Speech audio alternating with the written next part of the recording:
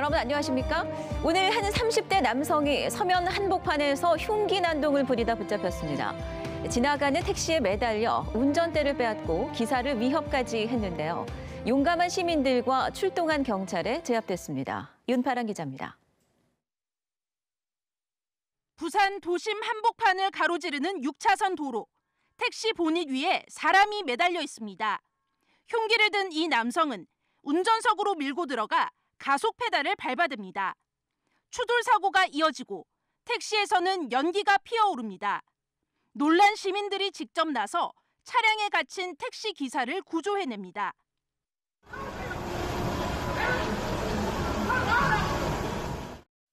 경찰이 출동해 35살 A씨를 붙잡으면서 20여 분에 걸친 흉기 난동은 끝났습니다. 많은 시민들이 지켜보고 있는 가운데 대치 상황이 이어졌습니다. 하마터면 큰 피해가 발생할 수 있었습니다. 시민들이 3-4명 들어가가지고 이제 그 안에 탄 사람은 칼걸이를 하고 제압을 하는 중간에 이제 경찰이 왔어요. A씨는 인근 은행에서 아내와 돈 문제로 다투다 흉기를 꺼내 들었습니다. 택시를 잡으려다 거부당하자 차를 빼앗으려 했다고 진술했습니다. 경찰은 병원에 가 있는 A씨의 치료가 끝나는 대로 정확한 범행 동기를 조사할 예정입니다. MBC 뉴스 윤파란입니다. 부산의 여당 국회의원 5명이 신공항에 대해 처음으로 한 목소리를 냈습니다. 가덕이란 용어 대신 영남권 관문공항을 내세우며 대구 경북의 지지까지 이끌어내겠다는 전략을 밝혔는데요. 그러나 오늘 김경수 경남도지사가 실형을 선고받고 법정 구속되면서 부울경 신공항 연합전선에도 차질이 불가피해 보입니다. 이만은 기자입니다. 더불어민주당 부산 지역 국회의원 5명이 공동 기자회견을 열었습니다. 제목은 24시간 안전한 동남권 관문공항 입장 표명. 신공항과 관련해 처음으로 한 목소리를 낸 겁니다. 기존의 가덕이라는 단어는 쏙 빠졌습니다. 대신 급증하는 동남권의 항공 수요를 집중 부각시키고 김해공항의 최대 약점인 안전과 소음에 초점을 맞췄습니다.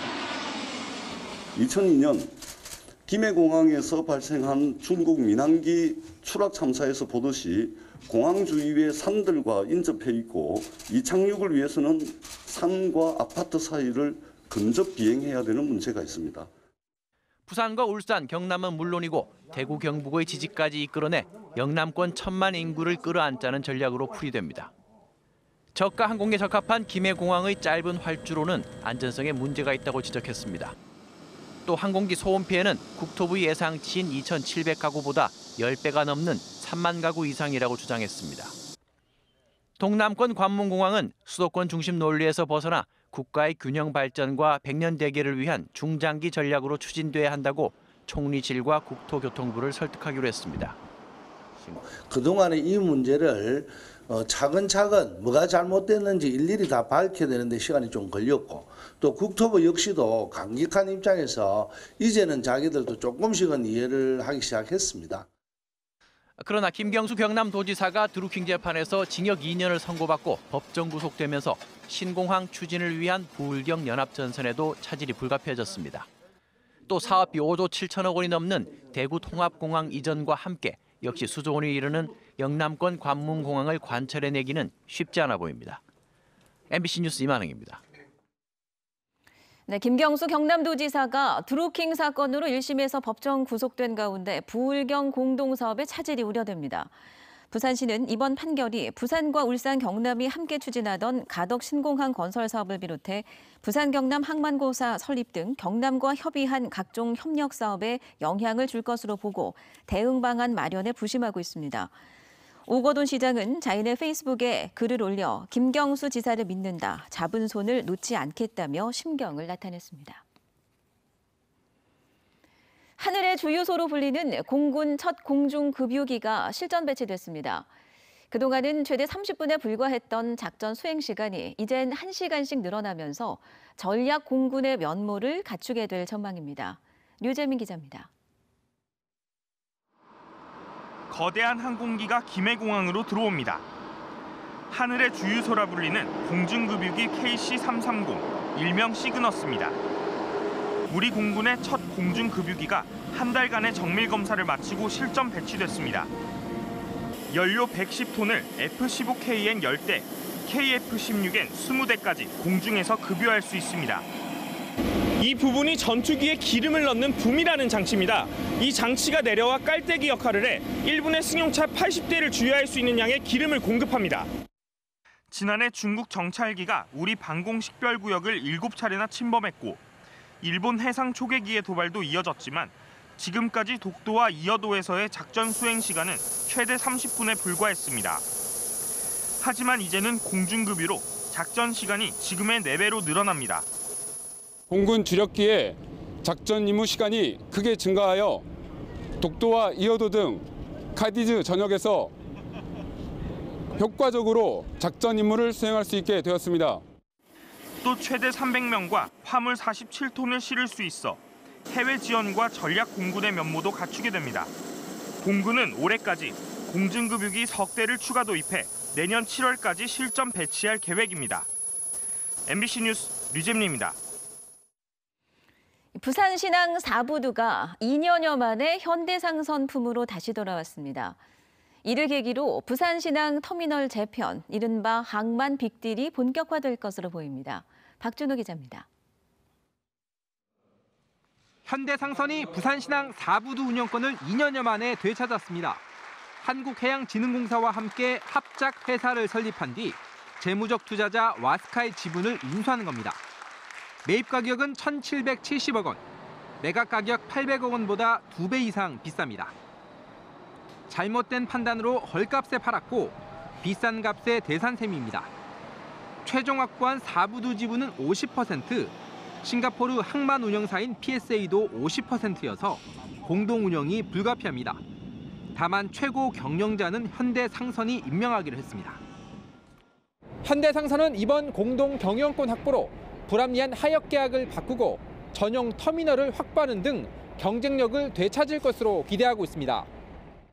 대화주 서비스 측면에서 보다 질을 개선하고 그리고 비용 면에서도 경쟁력을 갖출 수 있도록 보다 열심히 해나갈 예정입니다. 정부는 이번 운영권 확보를 통해 신항 터미널 재편에 시동을 걸었다는 데 의의를 두고 있습니다. 터미널마다 개별 운영을 하다 보니 신항 전체 효율성이 크게 떨어졌기 때문입니다.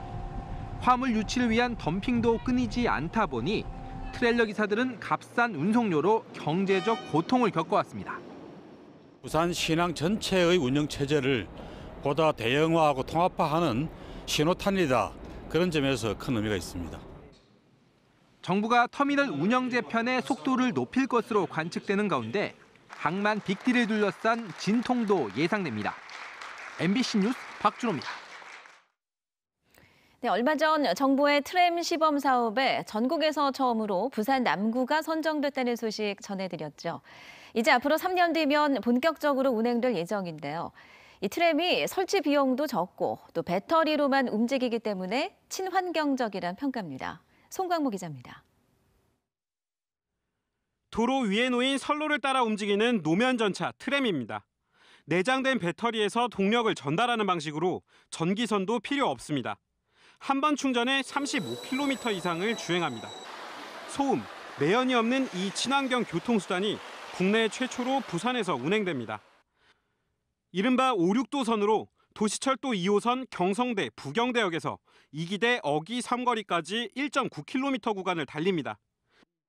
주거나 교통에 많은 도움 될 거라 해서 진짜 이 많은 행복감을 느낍니다. 그 도로가 또 용호도로 하나밖에 없습니다. 그래서 많은 부분에 이 고통이 시달리가 있었는데 부산시는 5-6도선을 포함해 앞으로 8개 구간 76km의 트램 도입을 검토 중입니다. 부산의 승용차 증가율은 인천에 이어 전국 2위로 해마다 4만 대가 느는 상황. 트램 도입으로 대중교통 이용률을 높이고 새로운 관광 자원으로도 활용할 수 있다는 평가입니다.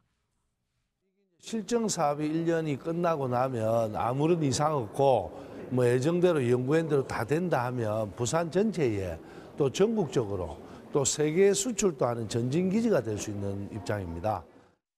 부산시와 철도기술연구원은 오는 2022년 운행을 목표로 다음 달 세부 일정 논의에 들어갑니다. MBC 뉴스 송광모입니다. 네, 오늘 트램 유치 관련 정책 토론회가 남구청에서 열렸는데요. 그 좌장으로 토론회를 진행한 전문가와 함께 좀 더 들어가 얘기 나눠보겠습니다. 부산대 도시공학과 정원윤 교수 나오셨습니다. 어서 오십시오. 반갑습니다. 네. 자, 이번 국가사업에 사실 경기도 수원과 성남시도 같이 뛰어들었는데 결국 우리 부산이 선정됐습니다. 그 배경이 어디에 있다고 보면 될까요? 예. 이번에 도입되는 무가선 트램은 전기로 운행하는 트램으로 많은 시설이 필요하지 않고요. 그렇다 보니 비용도 적게 듭니다. 몇 년 사이에 트램이 설치될 용호동 지역의 인구 밀도는 크게 늘면서 사업성이 있다. 이렇게 정부가 평가했다고 볼 수 있습니다. 네. 바로 또 두 번째 이유는 정부의 정책 의지라고 볼 수 있는데 그동안 새로운 교통 체계를 도입할 때 지방의 지역은 배제되고 수도권을 위주로 한 그렇게 진행되어 온 경향이 강했습니다. 자, 이런 비판에다가 이번에 정부에서는 국가균형발전 전략 등이 반영된 결과라고 볼 수가 있습니다. 네.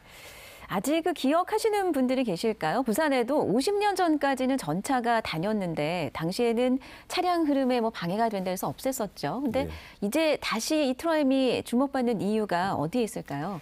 예. 그 어느 때보다도 자동차 배기가스를 줄여야 한다는 여론이 높은데 이 무가선 트램은 화석 연료나 전기가 아닌 배터리를 충전해서 운행하는 방식이기 때문에 또 설치비가 저렴하다는 것을 또 들 수 있습니다. 네. 지하철은 1km를 건설하는데 약 1,200억 원 정도가 소요된다고 하면 이 트램은 200억 원 정도 그렇게 지금 보고 있습니다. 차이가 많이 나는군요. 예. 또 마지막으로 이 트램은 도심 재생 사업으로도 활용될 수 있다는 것이 되겠습니다. 이미 영국이나 프랑스와 같은 유럽에서는 트램을 도심 재생 그 사업으로서 활성화되고 있는 그런 상태라고 보면 되겠습니다. 네. 트램이 이렇게 장점이 많은데요. 반면에 또 트램을 설치하고 나면 기존 도로가 좀 좁아지는 문제가 생기잖아요. 여기에 대한 확실한 보완책이 필요하진 않을까요? 예. 기존 대중교통 노선과 겹치는 문제도 또 풀어야 될 과제라고 볼 수 있는데 이 지역에는 시내버스뿐만 아니라 마을버스도 포함해서 12개 노선이 지금 버스 노선이 있습니다. 노선이 겹친다고 해서 무작정 버스를 줄이기도 또 곤란하고 네. 오륙도선 전체는 5km 정도밖에 안 되는데 또 버스는 또 먼 곳까지 갈 수 있고 그런 운행하기 때문에 무작정 줄이는 것은 주민들이 반발을 불러올 수 있는 그런 또 위험이 있다고 보아집니다. 네. 이런 것들은 미리 사전에 알고 대안을 작성하고 공사를 시작할 필요가 있다고 보아집니다. 네. 자, 부산을 달리는 국내 트램 1호 여기까지 말씀 듣겠습니다. 고맙습니다. 고맙습니다. 네, 오늘 오전 9시 30분 사하구 괴정동에서 57살 A씨가 몰던 승용차가 담벼락을 들이받고 상가 건물로 돌진했습니다. 승용차가 1층 식당을 덮치면서 손님 3명이 다쳐 병원으로 옮겨졌으며 담벼락이 무너지고 식당 전면 유리와 시설이 부서졌습니다. A씨는 경찰 조사에서 가속 페달을 잘못 밟았다고 말했습니다. 또 오늘 오전 10시 반쯤엔 사하구 강서구 신호동의 한 도로에서 졸음운전을 하던 71살 윤모 씨와 25톤 화물차가 신호 대기 중이던 승용차 석 대를 잇따라 들이받아 운전자 4명이 다쳤습니다. 오거돈 부산시장이 기장 지역 민주당 인사들과 만나 원전 해체센터 유치 방안을 논의했습니다. 오 시장은 오늘 오후 시청 접견실에서 최태경 민주당 기장군 지역위원장, 구경민 시의원 등과 면담을 갖고 부산이 원전 해체 산업의 중심지가 될 수 있도록 하겠다는 뜻을 밝혔습니다.